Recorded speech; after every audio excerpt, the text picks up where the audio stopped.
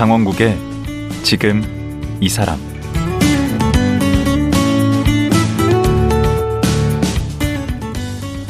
안녕하세요. 강원국입니다. 요즘 청소년 범죄를 보면 어떻게 이런 일을 서슴지 않고 저지를 수 있나 하고 놀랄 때가 많습니다.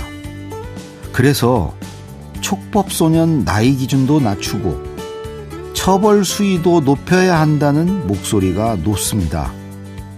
하지만 이런 청소년 범죄를 단순히 개인 일탈로 보면 안 된다고 말하는 분이 있습니다.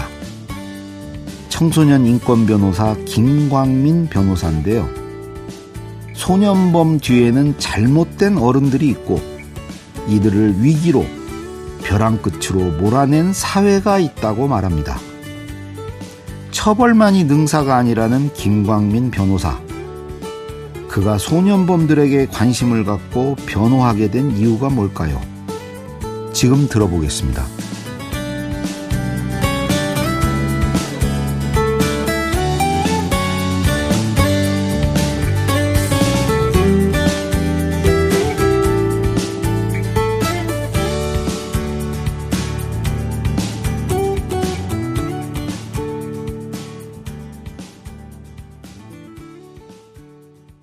김광민 변호사 나오셨습니다. 안녕하세요. 네, 반갑습니다. 네, 뭐 젊으신데? 요즘 개념으로 MZ세대는 아닙니다. 그건 40대세요? 30대세요? 40대 중반입니다. 아, 40대 중반. 예. 변호사시잖아요. 네네.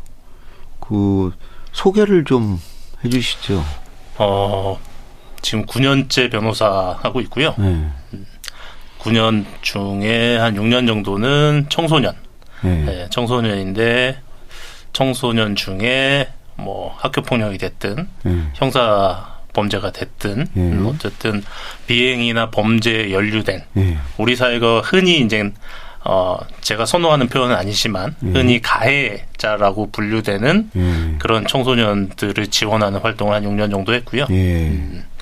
그리고 나머지는 뭐 여러 가지 그러한 사업은 쭉 이어오고 있고 그 이후에 뭐 개업 변호사로 활동하다가 지난해부터 경기도의회에서 의원으로 활동하고 있습니다. 도의원이세요? 네네. 변호사이자 도의원이시고 방금 그 청소년 그 뭐 지원 활동 네네. 이걸 하셨다고 그랬는데 어디서 하신 거예요? 부천시에 부천시가 민간 위탁으로 운영하고 있는 부천시 청소년 법률지원센터라고 있습니다. 그곳에서 활동을 했고요. 그러니까 보통 이제 공익활동이라고 하면 이제 정말 자기 돈 들여가면서 열심히 고생해서 일하시는 변호사님들이 많이 계셔서 민망하긴 한데 저는 그래서 부천시에서 월급 받으면서 우리 사회 청소년들을 위해서 뭐 변론 활동 중심으로 활동했습니다. 주로 어떤 활동들이죠? 구체적으로 얘기하면 변론인가요? 재판? 그 센터가 그 센터가 만들어진 것 자체가 그 미국 시카고의 모란 센터라는 곳이 있습니다. 모란? 예, 모란 센터라는 곳이 있는데 뭐 미국 그 시카고 뭐 이렇게 생각을 하면 시카고의 이제 슬럼가 그곳에 그 태어나면서부터 아주 이제 범죄에 노출되고, 뭐 약물에 노출되고 보호받을 가정이나 지역사회 커뮤니티가 부족한 그런 곳에서 살아온 뭐 영화에 자주 등장하는 그런 청소년들, 그런 청소년들에 대해서 이런 고민이 있었나 봐요. 이 친구들을 이제 뭐 사회복지적으로 지원을 해주는데 충분치 않으니 계속 삐뚤어지고 이미 삐뚤어져서 범죄를 저지른 친구들에게 뭐 수사 단계에서 지원이라든지 재판에서 지원이라든지 이런 법률적인 지원을 해줬더니 그 재판만 끝나면 또다시 비행을 저지르고 그러다 보니까 모란센터라는 곳에서 야 도대체 어떻게 해야지 이 친구들이 비행의 굴레에서 벗어날 수 있을까 고민을 하다가 생각해낸 게 사회복지와 법률 지원을 동시에 해야겠다. 동시에 하고 법률 지원 후에도 사회복지 시스템을 통해서 이 친구들 계속 추적 관리를 하면서 지원을 해야지 이 친구들이 이제 범죄나 비행의 굴레에서 벗어날 수 있겠다라는 생각을 가지고 만들고 운영한 곳인데요. 부천에서 거기를 벤치마킹 해가지고 우리 부천에서도 한번 만들어보자 해서 만든 곳이 부천시 청소년 법률지원센터입니다. 이게 부천에만 있습니까? 이 청소년 법률지원센터가? 제가 설립한 해에 센터장으로 들어갔는데요. 초대는 아닙니다. 저 앞에 잠깐 계셨던 분이 계시고요. 2015년에 설립한 해에 들어갔는데 그 당시에 전국 최초였고 근데 안타깝게도 지금도 전국 유일입니다. 부천에만 있는 기관이네요. 네네.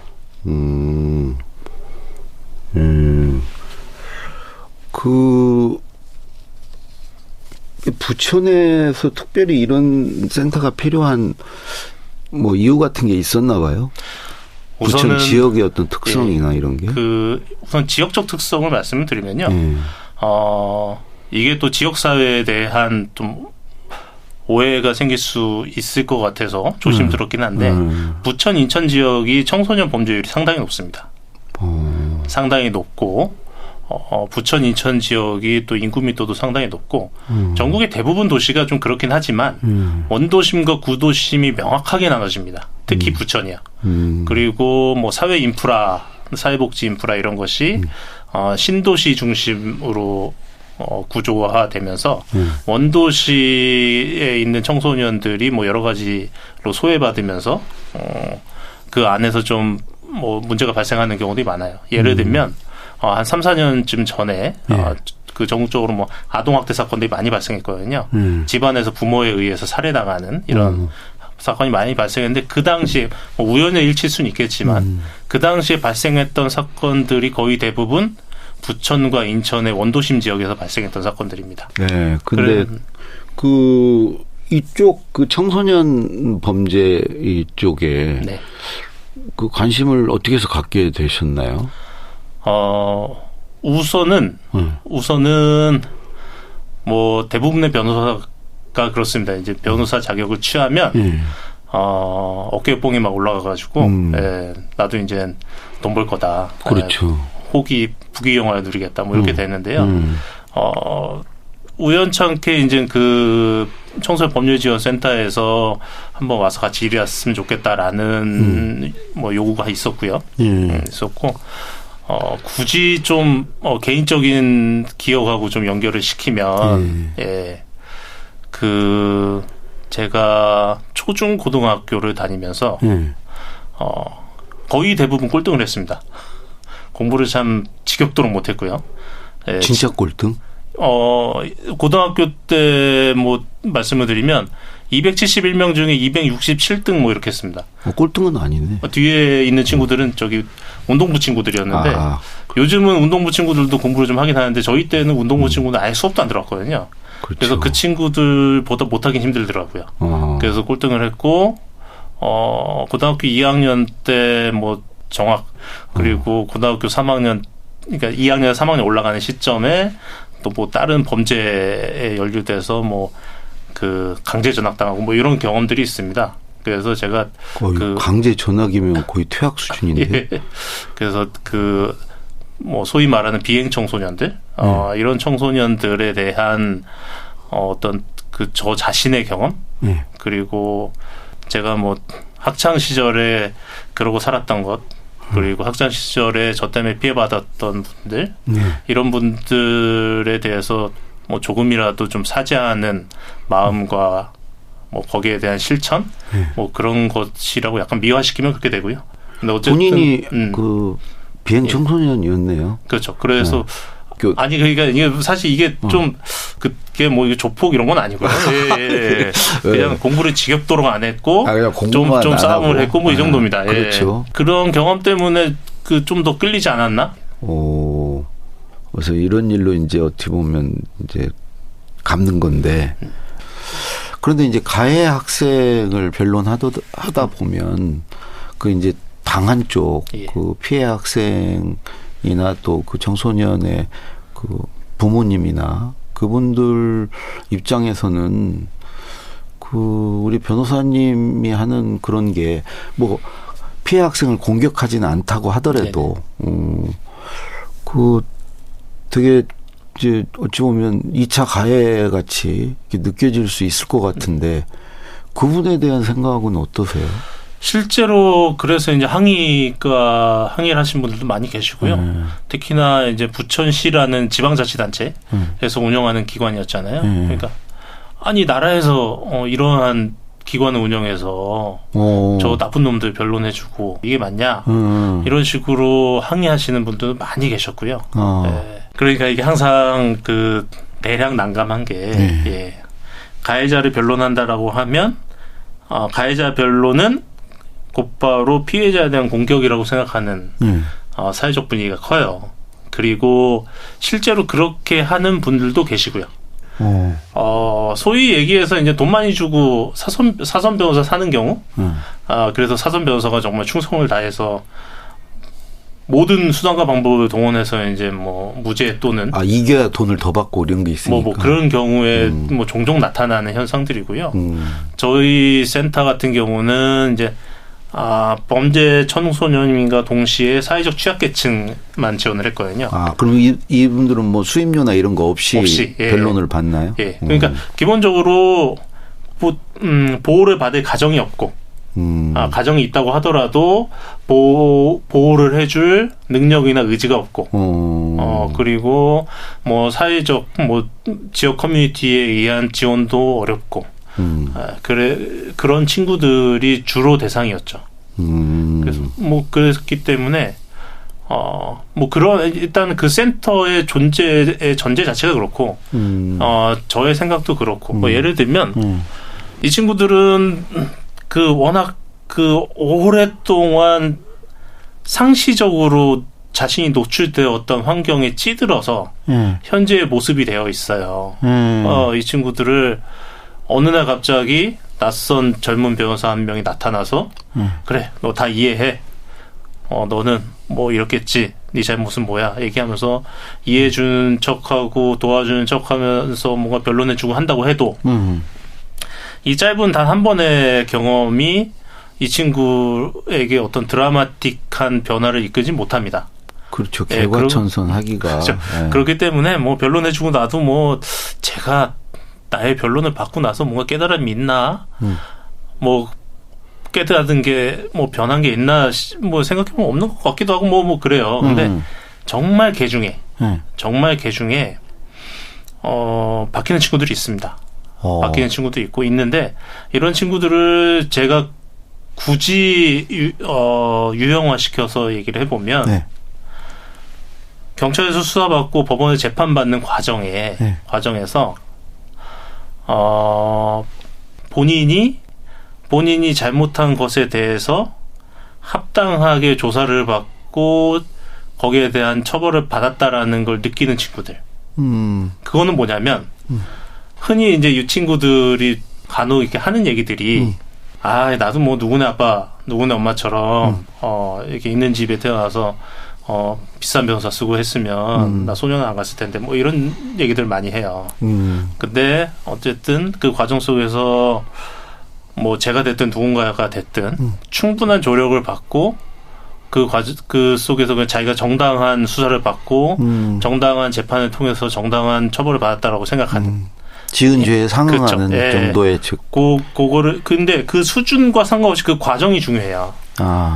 과정에서 뭐 자기가 이제 자기의 그 권리가 제대로 보장받지 못했다라고 생각한다고 하면 처벌이 약하게 나온다고 하더라도 이 친구들은 그 처벌을 수용하지 못합니다. 근데 어쨌든 그 결과를 자기가 수용하는 친구들 같은 경우는 자기 한 행동을 반성을 하고 처벌이 끝났을 경우에 태도가 바뀌는 경우가 많이 있습니다. 그래서 어쨌든 그 과정을 제가 이끌어주고 그 과정의 결과로서 거기에 그 변호사님의 역할이 있겠네. 그렇죠. 그래서 이 친구들에게 변화하는 모습이 나타났을 때 많은 보람을 느꼈는데 제가 아까 말씀드렸듯이 이러한 행위가 청소년 문제, 청소년 범죄 문제 이런 것을 궁극적으로 해결하는 데 도움이 된다. 그리고 이거를 해결하는 것이 피해 청소년들에게도 궁극적으로 도움이 될 거다. 이런 어떤 얘기를 식으로 도움이 되면 피해 청소년에게? 다시 발생하지 않으니까요. 우선은 다른 피해자들이 또 그 친구가 또 피해를 받을 수도 있고 다른 피해가 발생할 수도 있고 요것도 요게 하나가 또 있고요. 또 하나는 범죄자가 혹은 비행 청소년이 자신의 행위를 반성하지 않는다고 하면 예컨대 어떤 행위를 저질러서 처벌을 받았는데 처벌 받으면에도 불구하고 내가 국가가 처벌하니까 난 어쩔 수 없이 처벌은 받지만 난 잘못하지 않았어. 더 반발하고. 피해자한테 미안한 거 없어. 라고 얘기했을 경우에 과연 그 피해자가 그 궁극적인 치유를 받을 수 있을까? 뭐 이러한 생각도 한번 해볼 수 있겠죠. 좀 그렇긴 하네요. 예. 그렇게 이제 변론을 하고 선처를 요구해서 그냥 그런 것들이 받아들여져서 이게 뭐 교화가 된다 그러나 그렇게 해서 그 사람이 바뀌어서 그런 사례가 좀 많이 있습니까? 그러니까 그런 사례가 많아야 되는데요. 실제적으로 그렇게 많지는 않아요. 제가 6년 동안 정말 많은 친구들을 만났지만 그렇게 많지는 않았고요. 그 중에 몇몇 친구들을 만났고 그런 친구들의 이야기를 담은 게 사실 제가 최근에 쓴 책이기도 하고요. 그 책 제목이 나는 왜 소년범을 변호했는가입니다. 그 왜 변호했어요? 그렇게 바뀌지도 않는데. 네. 우선은 바뀔 걸 기대하고 변호한 부분도 있고요.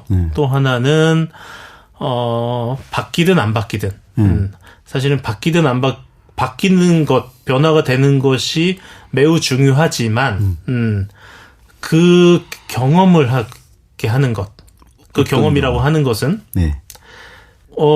이 조사 과정 속에서 학폭위도 마찬가지고 일반 형사 처벌도 마찬가지고 그 조사 과정 속에서 단지 그냥 휘몰아치는 그 제도적인 흐름 속에서 방어하거나 그게 아니라 그 안에서 좀 여유를 가지고 내가 한 행위를 돌이켜보던지 내가 진짜 잘못한 건지 아닌지 억울한지 아닌지 숙고해볼 수 있는 숙고를 기회. 해보고 상대방은 어떤 피해를 발생했는지 이런 걸. 그러니까 자신의 행위를 객관적으로 돌아보고 스스로 반성할 수 있는 기회를 그 변호사가 그런 주는 역할을 해주는 거예요. 예, 주는 거. 그 과정이 필요하다라고 생각을 했고요. 예. 그럴 수 있겠네. 한번 객관적으로 네. 볼 수 있는 네. 기회가 되겠네. 그렇죠. 그 보니까 이제 청소년 행동 뒤에는 반드시 어른이 있다. 예. 모든 위기 청소년 뒤에 위기 사회가 있다. 이런 얘기를 하고 싶으셨나 봐요. 이 책을 통해서. 예, 그렇습니다. 이 말을 뒷받침하는 뭐 구체적인 사례 같은 게 있으면 좀 소개를 해 주시죠. 그러니까 만났던 친구들 뭐 여러 친구들이 있죠. 여러 친구들이 있고 아버지가 저랑 동갑이었는데 예. 예, 저는 지금 큰애가 11살인데요. 그 친구가 만난 지가 벌써 뭐 한 3, 4년 됐으니까 그때 이제 그 친구는 중학교 3학년이었고요. 근데 그 친구의 형제가 5명인가 6명인가 그랬습니다. 아버지가 뭐 엄마와 이혼하고 결혼하고 해서 3명의 엄마를 만나면서 배다른 형제들. 예, 뭐 아이를 많이 낳으셨고 최종적으로는 그 당시에는 이미 베트남에 가셔서 베트남에서도 또 다른 분과 결혼해서 거기서 또 자녀를 출산하셨고 그러니까 한국에 있는 자녀들은 다 그냥 방치되어 있는 예, 상황이었던 친구가 있었고요. 이 친구가 여학생이었는데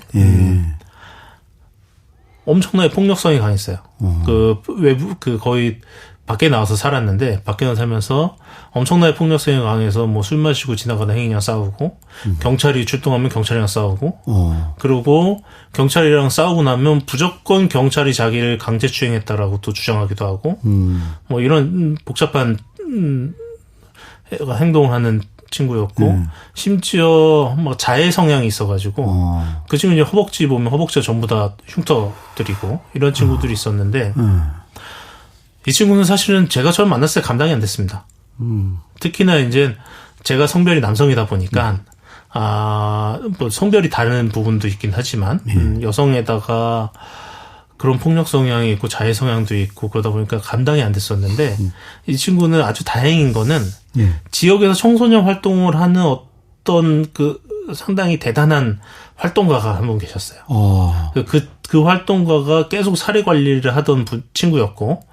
무슨 관리요? 사례 관리라고 합니다.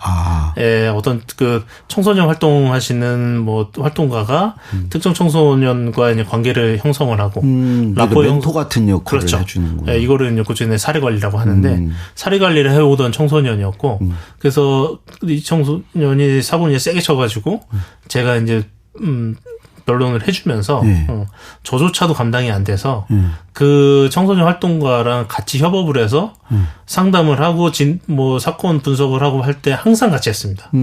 항상 같이 해서 뭐 저는 법적으로도 분석을 해주고 뭐 여러 가지 얘기를 해주는데 그 옆에서 그 청소년 활동가가 상당히 많은 도움을 줬죠. 그렇게 하고 나서 그 재판을 받는 날 소년 재판을 받으면 그 자리에서 판결이 나옵니다. 일반 형사 재판은 끝나면 뭐 한 달 정도 후에 선고일이 잡히잖아요. 근데 소년 재판은 그 자리에서 선고가 나오는데 이 친구의 내용으로 봤을 때는 상당히 좀 높은 처분. 그러니까 좀 격리되는 처분이 나올 가능성이 큰 사안이었고 또 하나는 보호할 가정이 없었어요. 돌아갈 가정이 없었기 때문에 그런 경우는 더 소년원에 더 높죠. 가게 되네요. 판사님 입장에서는 얘를 돌려보낼 곳이 없네? 라고 생각했을 경우에는 돌아갈 때도 없는 것도 억울한데 그것 때문에 그러면 뭐 어디 좀 시설로 가야겠네 이렇게 생각할 수가 있는데 이 친구는 그렇게 하고 그 청소년 활동가가 특별히 허가를 받아서 법정안에 와서 진술도 했고 하면서 우리 기관에서 꾸준히 이 친구를 보호하고 상담하고 진행을 하겠다. 그렇게 하고 이 친구도 많이 반성을 하고 그렇게 해서 그 기관에서 보호를 받는 조건으로 격리되지 않는 처분이 나왔는데 이 친구 사건을 진행하면서 한 2-3달 친구랑 관계를 맺었는데 그 관계 속에서는 이 친구 언제나 상당히 단단한 듯한 느낌이 받는 친구였어요. 어떤 마음이? 뭐 마음도 잘 열지는 않고요. 언제나 좀 센 척하고 시니컬하고 뭐 이런 친구였는데 그 처분, 이게 격리되지 않는 처분을 받고 나오면서 이제 그 앞에 있는 신부관한테 향후 절차를 상담을 짧게 받고 이렇게 복도로 나오거든요. 복도로 나오자마자 갑자기 친구가 엉엉 울기 시작을 해서, 그런 뭔가 보호를 받은 경험이 처음이었나? 처음이었던 거죠. 그러면서 그 청소년 활동가를 부여잡고 진짜 그 돗대기 시장 같은 소년 법원 앞에서 한동안 펑펑 울었던 친구가 있는데요. 이 친구 같은 경우는 정말 그렇게 어마무시하게 비행을 저지르고 다녔음에도 불구하고 그리고 돌아와서는 보호할 가정이 없으니까 여전히 외부에서 뭐 자취 생활을 함에도 불구하고 그 이후에 전혀 비행을 저지르지 않았습니다. 그래요? 예. 그래서 이 정도로 그 친구가 자기가 수사받고 재판받는 과정 속에서 자기가 의지할 수 있는 어른, 자기가 그토록 혐오하고 증오했던 신뢰하지 않았던 어른 중에도 내가 의지할 수 있는 어른이 있다라는 것을 느꼈던 것 같고 그런 과정 속에서 본인이 정말 크게 잘못했다라는 거를 본인이 깨달았고 그래서 나한테는 진짜 소년원 갈 정도의 무거운 처벌이 나올 거다라고 예상도 했던 것 같고 그럼에도 불구하고 판사님이 자기를 이해해줬고 자기 환경을 믿어줬고 그런 여러 가지 결과가 합쳐져서 그런 그 격리되지 않는 처분이 나왔을 때 이 친구가 이제 감동을 하고 그 감동이 저도 감동이 되네. 예, 감동이 이제 제가 좋아하는 표현은 아닌데 교화로 이어진 이런 케이스가 좀 생각납니다. 아니 근데 하나 궁금한 게 나쁜 환경이라고 그랬는데 그 어떤 환경들이 나쁜 환경인가요? 나쁜 환경을 이야기하기 시작을 하면요. 뭐 스펙타클하죠. 예. 일단 뭐 가난하고 이런 것도 나쁜 환경에 해당하나요? 그러니까 저희가 아주 식상한 표현으로 가난해도 뭐 화목한 가정도 있을 수 있다라고 하는데 우리나라가 경제적으로 어려운지만 화목한 가정을 유지할 수 있을 정도의 그렇게 여유가 있지는 않은 것 같습니다. 상당히 많은 경우에. 아니면 제가 경제적으로 어려우면서 화목하지 않은 가정만 봤을 수도 있긴 하겠지만 예, 그런 경우도 있고요. 그냥 단지 부모가 방임하는 정도라고 하면 괜찮은데 예, 부모가 폭력을 쓰거나 학대를 하고 그러니까 제가 봤던 케이스 중에는 어떤 케이스가 있었냐면 누나하고 남동생하고 사는데 예, 남동생은 집을 나왔어요. 아버지의 폭력에 시달리다가 집을 나왔고 누나는 이미 20살, 그때 20살이었을 겁니다. 성인이 돼서 일을 하고 있는데도 아버지랑 같이 살면서 계속 학대를 당했고 그러다가 어느 날 또 아버지한테 누나가 폭행을 당하고 울면서 누나가 동생한테 전화를 하니 근데 동생도 이제 컸잖아요. 컸으니까 동생이 순간 흥분해서 오토바이 타고 집에 쳐들어가서 아버지를 막 구타한 사건이 있었어요.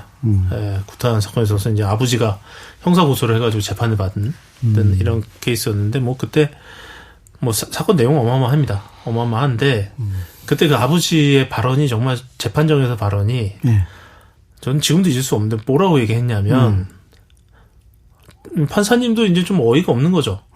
본인이 그렇게 애들을 학대해놓고 아들이 분노가 폭발해서 때렸더니 그걸 형사고소해서 아들을 처벌해달라고 얘기하고 있으니 판사님도 어이가 없어가지고 그때 따님을 왜 때렸어요? 라고 얘기하니까 아버지가 뭐라고 얘기하냐면 다른 집 애들은 고등학생만 돼도 자기가 알바해서 부모님한테 용돈 주고 하는데 이 녀석은 20살이 넘어서 직장을 다니는데도 나한테 용돈 한 번은 안 줘서 돈 달라고 했는데 못 준다. 라고 얘기해서 교육 차원에서 때렸습니다.